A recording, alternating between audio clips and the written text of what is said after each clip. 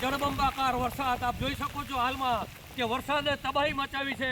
ખાસ કરીને જે આપણે હું દ્વારકાનું જે ગોમતી ઘાટ દેખાડીશ, આ ગોમતી ઘાટમાં જે ભારે વરસાદ ઉપરવાસ પડી રહ્યો છે તે ઉપરવાસના પાણીના જે નદી તળાવ છે તે છલકાઈ અને તૂટીને સમગ્ર પાણી જે ગોમતીજીમાં પ્રવાહ આવી રહ્યો છે અને 10 વર્ષના પૂરની જેમાં ગોમતીજીમાં પાણીનો પ્રવાહ વરસાદનો આવી રહ્યો હતો। ત્યારે હાલમાં જે અહીંયા એક હરિકુંડ છે, આ હરિકુંડની આસપાસમાં જે મંદિરો છે જેમાં ખાસ કરીને જે શામળાજીનું મંદિર છે, ગોવર્ધનજીનું મંદિર છે, જે બેઠકજી છે કે 365 આવેલી બેઠકમાં યાત્રિકો દ્વારકાના સ્થાનિક લોકો આવતા હોય છે।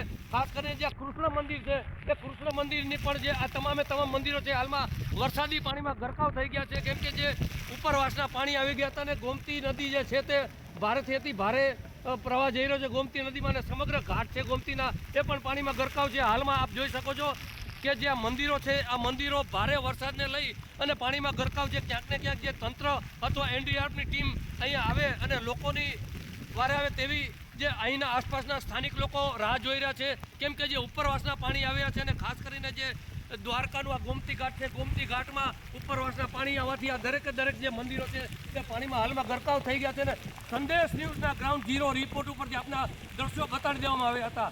અનિલ લાલ, સંદેશ ન્યૂઝ, દ્વારકા।